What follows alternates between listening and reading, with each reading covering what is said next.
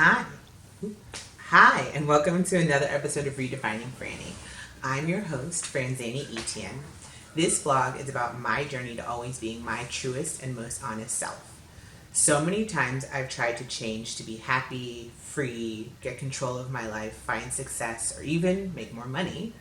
But I discovered that the path to whatever it was that I was reaching for is not a journey of changing anything. It's always a journey of becoming more and more of who I already am. It's been so powerful for me that I dedicated my life not only to my journey back to myself, but to yours too. As a life coach, I work with you to take control of your life, find your freedom, reignite your creativity, and create unshakable motivation that leads to a life that inspires you every single day. So today, I'm going to talk about habits, routines, and self-care. It feels like day 10,000 of coronavirus social distancing, and there's a lot of chatter about taking care of yourself. So I'm going to share my morning and evening routine to give you an example of what that could look like. A few things I want to share, though, about routines in general before I dive into my specific routine. First, it is okay if you do not have a self-care routine right now. It took an extremely stressful situation for me to learn what I needed to feel grounded.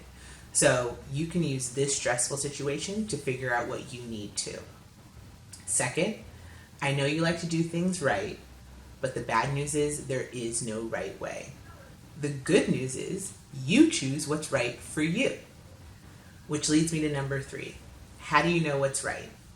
The simplest definition of self-care that I've ever seen came from a post that said, self-care is doing the things that make you feel more like yourself. To add to that, though, have you ever noticed that you don't like a movie while you're watching it, but after you love it? That's me with all Will Ferrell and Vince Vaughn movies. I think they're ridiculous while I'm watching them, but then I can't stop quoting them afterwards. Anyone who knows me knows that I know all of the lines from Wedding Crashers. Anyway, that's what self-care is like. I don't love meditating, I don't love journaling or exercising while I'm doing it, but after I feel so much more centered. They make me feel more like myself after I do them. Fourth and final note, I change my routines as I see fit. So if you're trying to figure out what works for you, try some of these things on for a few days, and if it doesn't work, then try something else until it does. So without further ado, here are the habits, routines, and self-care that keep me grounded. I'm going to start with my daily routines. And I'm actually going to start with my evening routine because it was easier for me to master than my morning routine. My evening routine consists first of gratitude. I use a yearly planner and write down 10 things I'm grateful for from that day. These are all kinds of things, but I always choose something I'm grateful for about my husband and something specific about who I am. Then I do an evening devotional. I use the Holy Bible app, and my evening devotional is always focused on marriage. It's one of the ways I make sure I'm putting my husband, my marriage, and my family first. Depending on the time, I'll read a fiction book for a while after that. Right now I'm reading A Place for Us by Fatima Farine Mirza. I hope I didn't ruin that name, but it's an amazing book. Then I pray and typically fall asleep while I do that.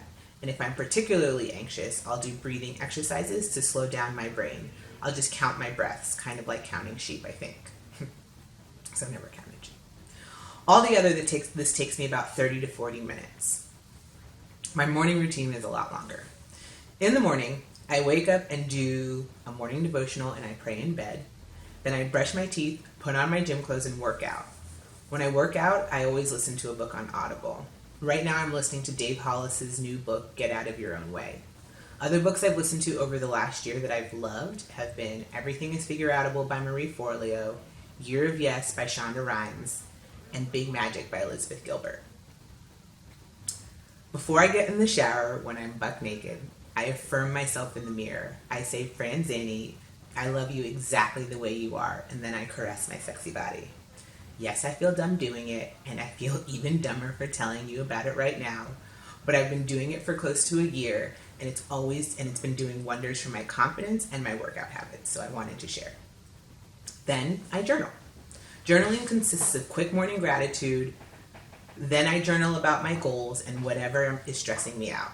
I'm always on the lookout for good journal prompts for deeper reflection. I get good ones from Marie Forleo and the blog Grit and Virtue. After journaling, I meditate.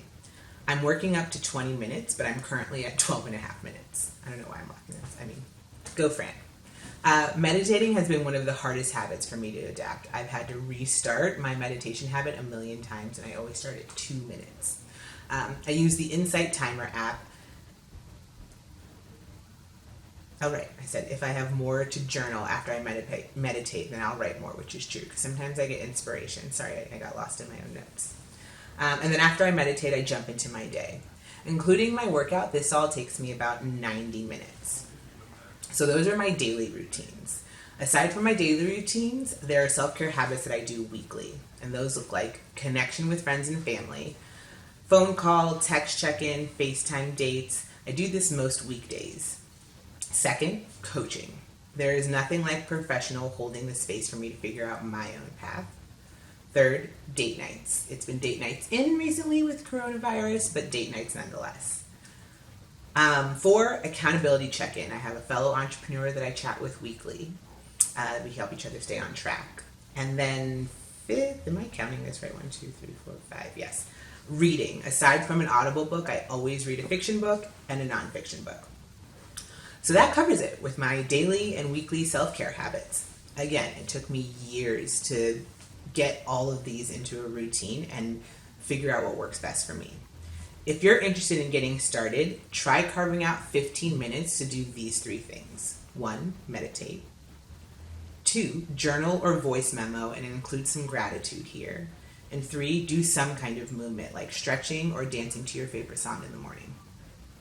Right now, when you can't control anything but yourself, is the perfect time to figure out and experiment with what makes you feel grounded and more comfortable in your own skin.